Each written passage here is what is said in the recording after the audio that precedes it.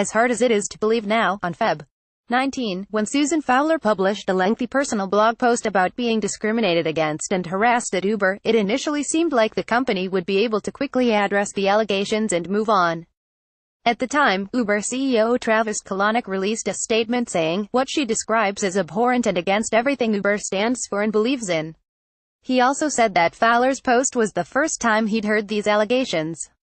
A few days later, though, female employees at Uber told Kalanick that the company had systemic problem with harassment, a charge later denied by board member Ariana Huffington when she told CNN that Uber did not have a systemic problem with ism and harassment.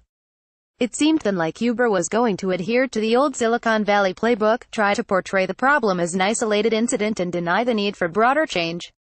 Of course, Fowler's post ultimately led to more than 200 women coming forward with their own allegations, an investigation into Uber's culture led by former Attorney General Eric Holder, and Kalanick's resignation. But for a time, the reckoning at Uber didn't necessarily portend a broader shift in tech. It seemed like the narrative was that Kalanick was a bad boy, and Uber was just a company gone awry. It didn't seem like others were taking a hard look at themselves. After all, the industry has long had a reputation as a boys' club, venture capital is predominantly male, startups boards are predominantly male, and startup employees, particularly in engineering, are overwhelmingly male, and for a while, it wasn't clear whether other women would come forward with their stories of harassment and discrimination. It was not hard to look at what happened to Ellen Pao in 2015, after she brought a lawsuit against prominent venture capital firm Kleiner Perkins Caufield.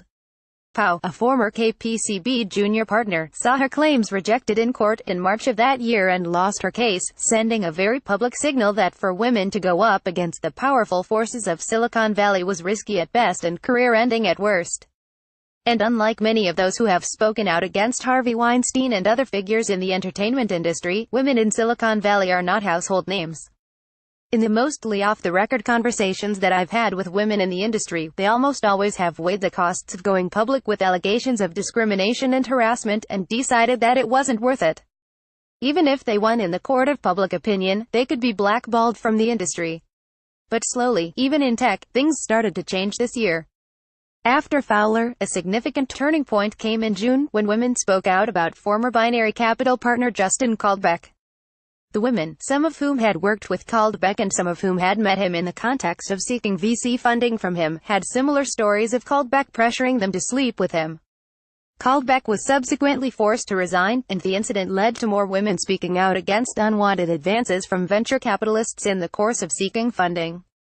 In the meantime, less than 2 months after Caldbeck resigned, former Google engineer James Damore circulated a memo internally at Google that in part laid out his reasoning about why women were inferior engineers, titled Google's Ideological Echo Chamber. A memo that, in the past may have been ignored, was seized upon as yet another sign of the tech industry's misogyny, and Damore was fired. As with many industries, though, the revelations about Harvey Weinstein in October and the subsequent women became emboldened about coming forward, and companies became less concerned about protecting high-performing employees who had allegations of harassment leveled against them.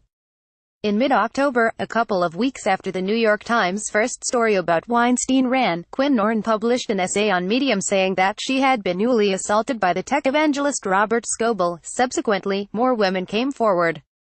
Scoble is no longer part of the company he founded with his longtime collaborator Shel Israel and has not spoken at a tech conference since the allegations first emerged. Companies are also becoming more proactive about launching their own internal investigations before news of bad behavior gets into the press.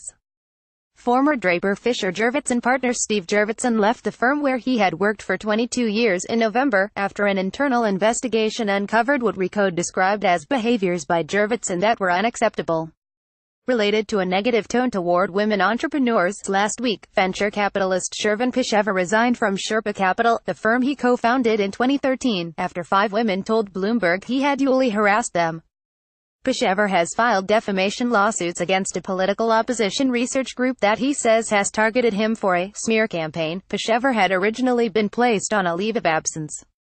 And now, it's starting to seem like bad behavior is catching up with people in an industry where being a bad boy, no matter how old you were, was considered a badge of honor.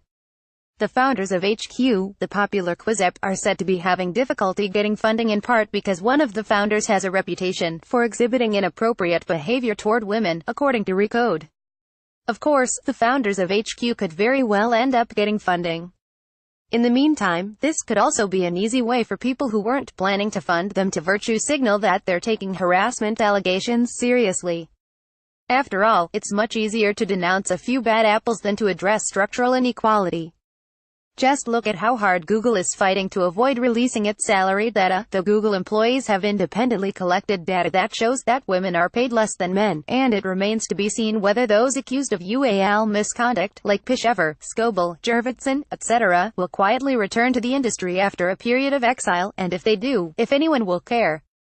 Already, venture capitalist Chris Sacca, who was accused of inappropriately touching a female entrepreneur and wrote a Medium post apologizing for contributing to tech's culture of harassment, was invited back to speak at major conference Dreamforce in November. But there are some signs that the industry might be starting to change, however reluctantly. This week, Microsoft announced that it had ended arbitration agreements with employees who made UAL harassment allegations after dodging questions from BuzzFeed News in November, and that it would support a federal law banning these kinds of agreements. Now it's up to everyone else to follow suit. Got a confidential tip? Submitted here.